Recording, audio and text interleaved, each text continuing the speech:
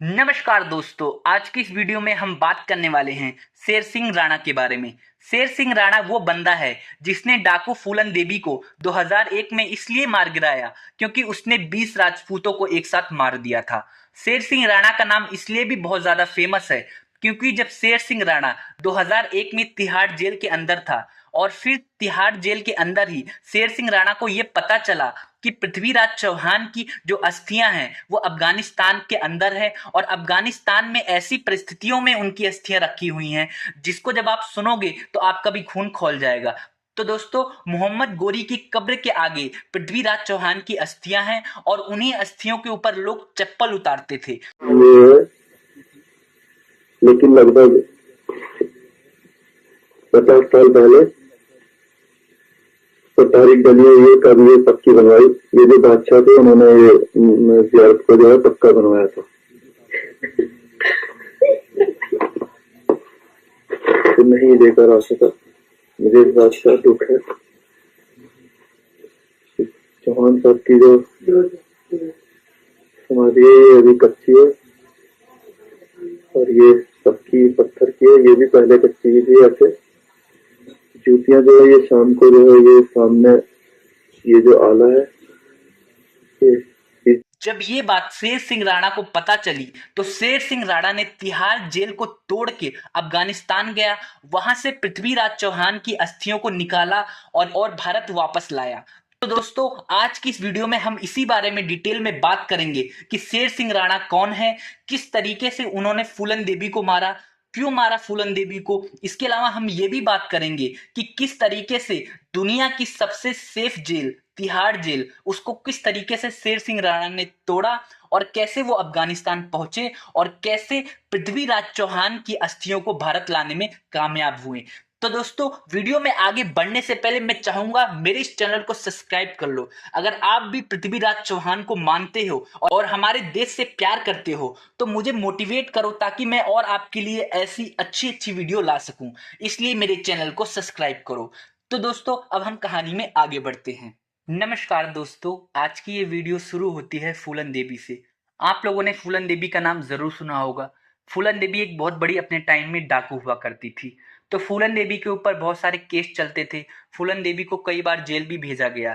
फूलन देवी के ऊपर करीब 100 से ऊपर केस चल रहे थे। इसके बाद क्या होता है, समाजवादी पार्टी की सरकार आती है, मतलब मुलायम सिंह यादव की सरकार आती है।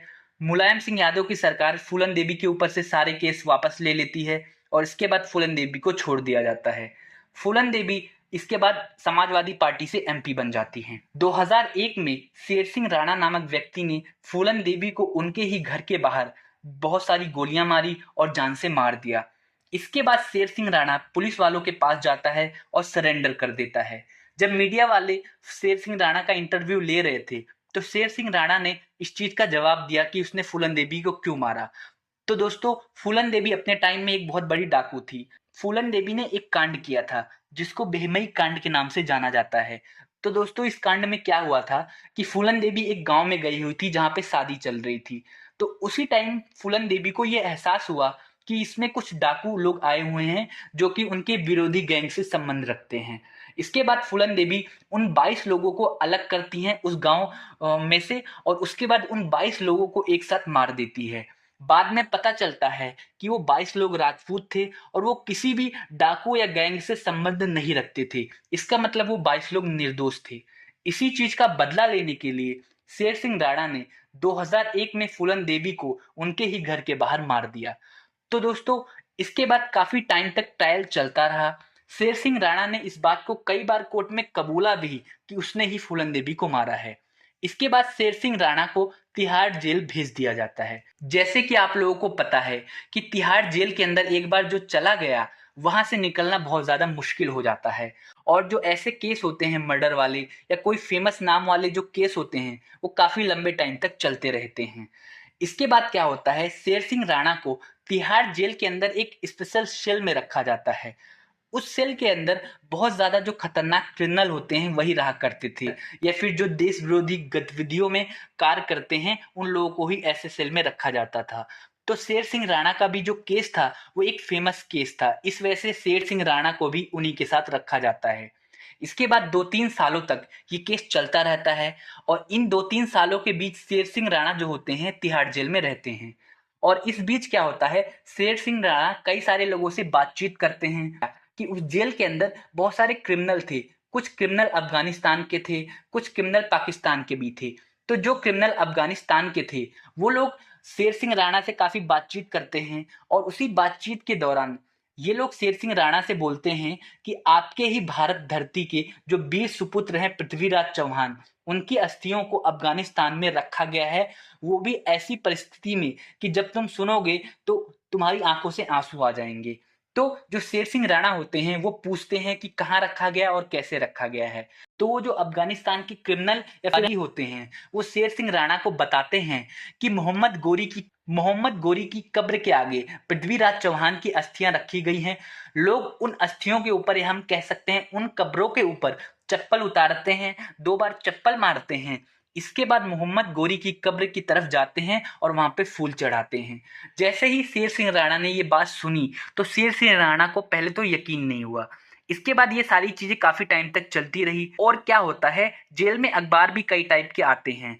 तो शेर सिंह राणा ने एक अखबार पढ़ा जिसमें ये सारी चीजें लिखी हुई थी। तो शेर सिंह राणा को ये यकीन हो गया कि इस बात में कुछ ना कुछ सच्चाई है।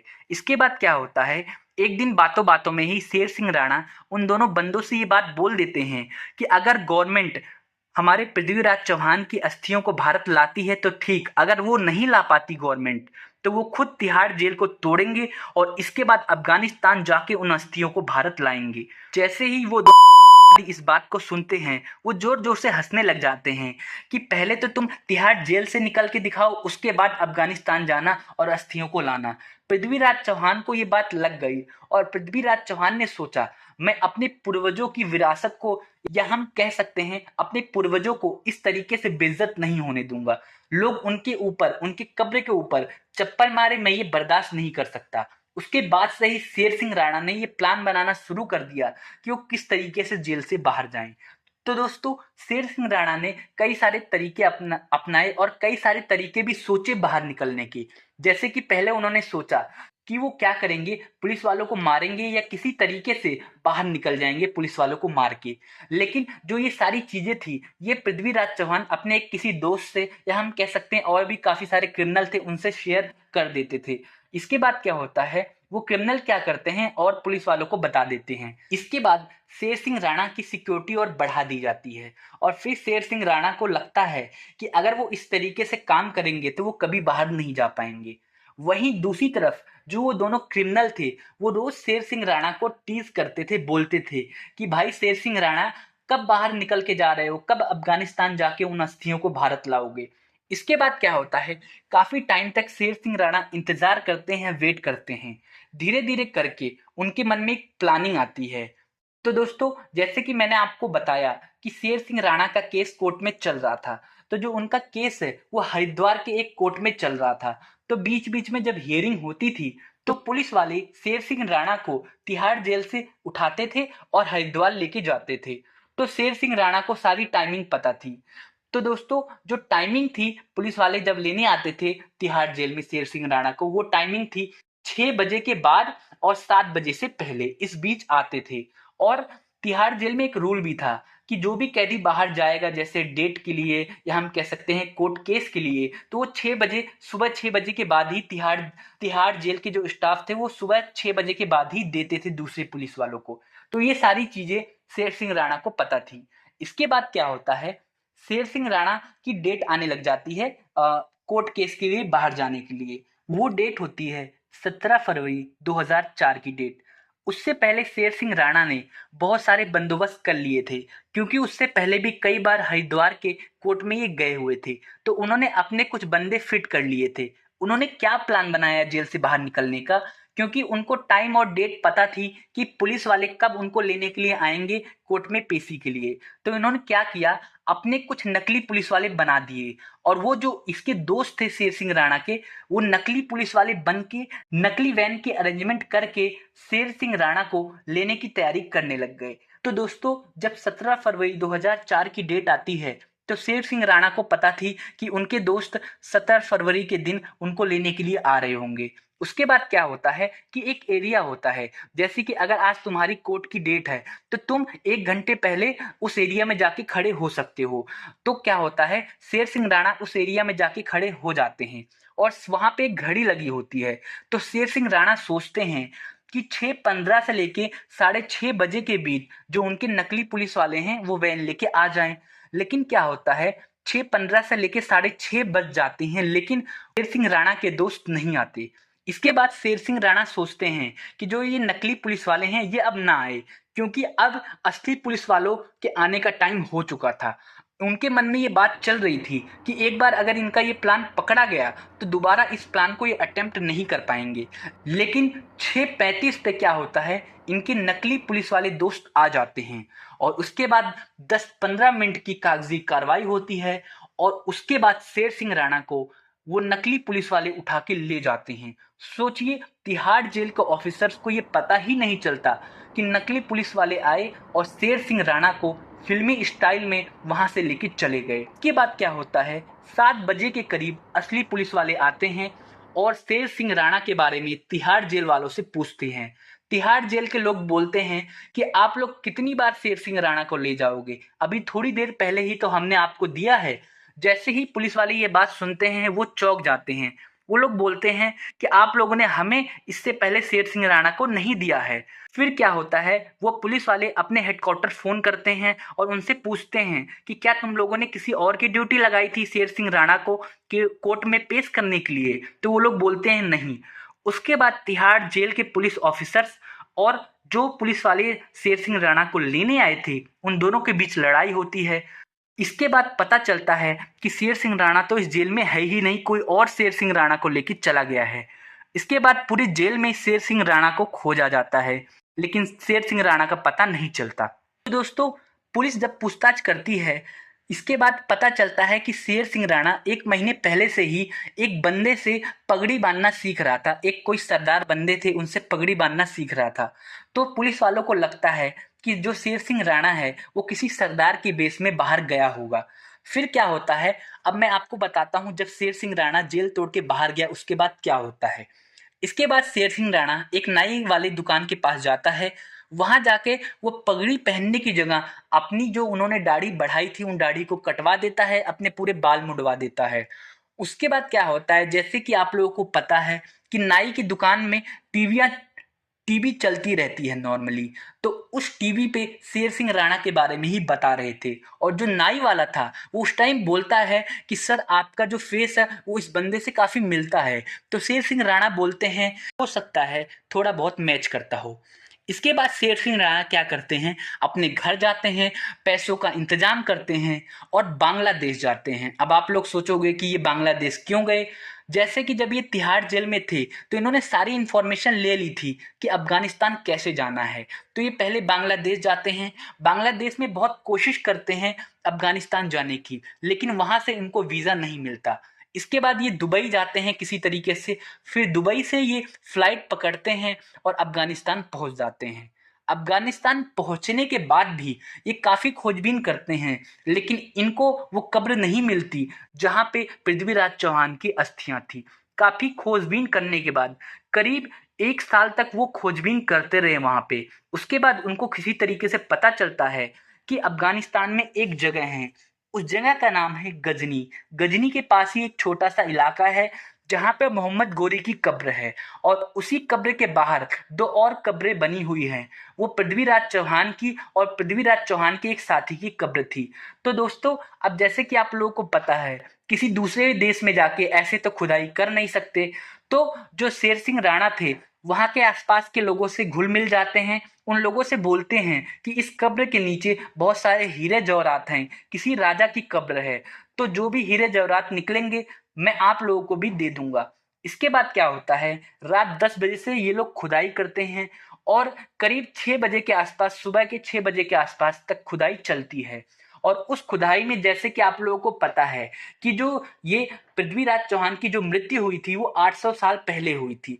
अब उस टाइम की जो कोई कब्र होगी तो उसमें तो कुछ तो बचेगा नहीं, ना तो हड्डियां बचेंगी ना तो कोई और चीज। तो जो वहां की मिट्टी होती है उस मिट्टी को शेर सिंह राणा अपने पास रख लेते हैं। तो दोस्तों इससे रिलेटेड यूट्यूब पे एक वीडियो भी पड़ी है, मैं आप लोगों के लिए वो वीडियो लगा दूंगा, आप देखिए इस वीडियो। इस पर भी खुद ही पेड़ बना हुआ है, पेड़ की पत्तियां बनी हुई है। बताऊं मैं? हाँ बता भी दूंगा ये है क्या। हाँ बताओ यार। ये अहमद शाह बाबा की मजार है कंधार में, ठीक है, अहमद शाह बाबा की मजार। सही। और ये है कौन से, उधर चलो, उधर में पढ़ के बता रहे हैं, लेकिन लगभग 50 साल पहले तो तारीख डली हुई है, कब ये पक्की बनवाई। ये जो बादशाह थे उन्होंने ये जियारत को जो है पक्का बनवाया।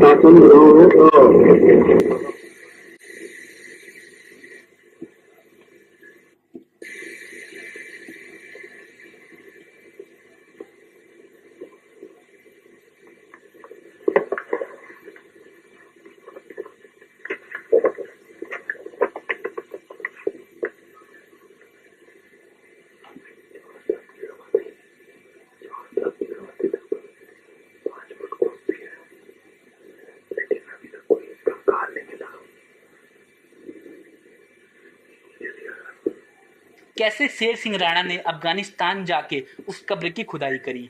इसके अलावा शेर सिंह राणा के पास एक कैमरा था जिसके थ्रू शेर सिंह राणा इन सारी चीज़ों को रिकॉर्ड कर रहे थे। तो दोस्तों जैसे कि आप लोगों ने वीडियो देखी, कैसे वहाँ पे एक चप्पल पड़ी हुई है, कैसे शेर सिंह राणा ने इसकी खुदाई करी और सारी चीज़ों को कलेक्ट करके इसके बाद शेर सिंह राणा किसी तरीके से बचते हुए भारत आते हैं। भारत आने के बाद वो पृथ्वीराज चौहान की अस्थियों को गंगा में बहा देते हैं और कुछ और सारी चीज़ें भी उन्होंने वहाँ से कलेक्ट करी थी, वो सारी चीज़ें किसी एक संस्थान को दे देते हैं जो पुरानी चीज़ें कलेक्ट करते हैं। और इसके बाद वो जो संस्थान होती है वो पृथ्वीराज चौहान की एक कब्र बनाते हैं, या फिर हम कह सकते हैं एक मूर्ति बनाते हैं उत्तर प्रदेश के एक इलाके में। तो दोस्तों जो मोहम्मद गोरी था उसने पृथ्वीराज चौहान को मारा था। इसके बाद पृथ्वीराज चौहान की अस्थियों को उसने क्या किया था, एक जगह गाड़ दिया था और ये बोला था कि मेरे जो कब्र है, मेरी कब्र को इसकी कब्र के आगे बनाना, और जब भी कोई मेरी कब्र पे आके फूल माला चढ़ाए तो उससे पहले उस कब्र पे 2 बार चप्पल मारे या वहीं पे चप्पल निकाले, जिसकी वजह से सारे लोग इस चीज़ को फॉलो करते थे। और इसके बाद दोस्तों क्या होता है, जैसे कि मैंने आप लोगों को बताया कि शेर सिंह राणा ने सारी अस्थियों को गंगा में बहा दिया और उसके बाद पुलिस वालों ने शेर सिंह राणा को गिरफ्तार कर लिया। इसके बाद 2014 तक ये केस चलता रहता है। तो दोस्तों जैसे कि मैंने आपको बताया 2001 में शेर सिंह राणा को गिरफ्तार किया गया, 2004 में शेर सिंह राणा जेल तोड़ के बाहर जाते हैं और दोबारा 2006 में वापस गिरफ्तार कर लिया जाता है और फिर 2014 में शेर सिंह राणा को उम्र कैद की सजा सुनाई जाती है और 1 लाख का जुर्माना भी लगाया जाता है। लेकिन शेर सिंह राणा ने जो चीज किया था उस चीज को लेके जो पुलिस वाले थे वो शेर सिंह राणा की रिस्पेक्ट करने लग जाते हैं। इसके अलावा पूरे भारत में और पूरी दुनिया में शेर सिंह राणा की बहुत ज्यादा वाहवाही होती है। लोग शेर सिंह राणा को बहुत इज्जत की नजर से देखते हैं। इसके अलावा शेर सिंह राणा को पुलिस वाले भी ये चीज बोलते हैं कि जब तुम जेल तोड़ के बाहर गए तो हो सकता था तुम दूसरे देश में भाग जाते और अपने आप को बचाते, लेकिन नहीं, तुमने ऐसा कुछ नहीं किया और तुमने देश के सम्मान को बचाने के लिए अफगानिस्तान से पृथ्वीराज चौहान जी की अस्थियों को भारत लेके आए।